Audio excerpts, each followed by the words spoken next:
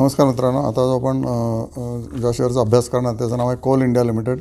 Coal India हा प्रचंड पडलेला शेअर आहे. आता 7 रुपये फक्त 7 पी रेशो याचा फक्त 7 आहे, राईट. 7 पी रेशो म्हणजे किती?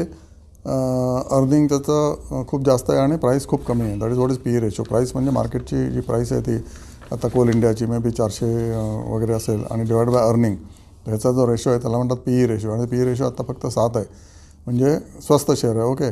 आणि ROC 48% आहे. रिटर्न ऑन कॅपिटल फिनॉमिनली हाय आहे. ROE 39% आहे. ओके. डिव्हिडंड डील 60% आहे. म्हणजे FDच्या पेक्षा जास्त याच्यामध्ये तुम्हाला डिव्हिडंड डील आहे. ओके. अर्थात डिव्हिडंड टॅक्सेबल आहे, त्याच्यामुळे डिव्हिडंड वाले शेअर घेण्यात काही पॉईंट नसतो, कारण 30% तुम्हाला टॅक्स जातो तुमचं उत्पन्न जास्त असेल तर. पण ज्या लोकांचं उत्पन्न 12 लाखाच्या आत आहे त्यांना हा स्टॉक घ्यायला काहीच हरकत नाही. FD टाईप याचा डिव्हिडंड डील आहे आणि FDच्याहून जास्त डिव्हिडंड आहे याचा. ओके.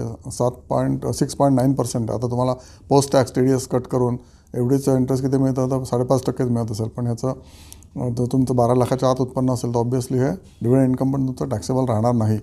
तर ह्याचा आणि फेस व्हॅल्यू 10 आहे. पुढे मागे हा शेअर स्प्लिट पण होऊ शकतो. स्प्लिट झाला की तुम्हाला जास्त त्याचा चांगला फायदा होऊ शकतो. ओके. आणि याचं ऑपरेटिंग कॅश फ्लो किती? 29,000 कोटी आहे यावर्षी, आणि गेल्या वर्षी होता 18,000 कोटी. म्हणजे ऑपरेटिंग कॅश फ्लो उत्तम आहे. इमॅजिन यार, 29,000 कोटी कॅश या कंपनीला मिळत आहेत आणि या शेअरचा भाव फक्त किती? 500 रुपये, 383 रुपये आहे. 383 रुपयाला तुम्हाला एवढा उत्तम शेअर मिळतो आहे. आणि याचा लो होता 354 रुपये आणि हाय होता 538 rupees just one year back. Okay. August 24ला 538 हा शेअरचा भाव होता. ओके. 63% ह्या शेअरचे ओनरशिप गव्हर्नमेंटकडे आहे. FII 8% आहे. DI पण 22% बसलेला आहे. DIने पण घेतलं 22%, कारण डिव्हिडंड पाहिजे त्यांना, राईट. आणि सेफ्टी पाहिजे. कोल इंडिया सेफ शेअर आहे आणि ही कंपनी नवीन गोष्टींकडे भरपूर जाते. यांनी न्यू एरियाजमध्ये क्रिटिकल मायनिंगमध्ये आता कॉपरचा ते करार केलेला आहे. रिन्युएबल्स राजस्थानमध्ये नवीन कंपनी स्थापन केली आहे. नंतर ग्राफाईट आणि व्हॅनाडियम ब्लॉक यांनी ऑप्शन केलेलं आहे. ओके. न्यू MDO लाईन, म्हणजे मला कळलं नाही पण हे आलेलं आहे त्यांच्या प्रेझेंटेशनमध्ये.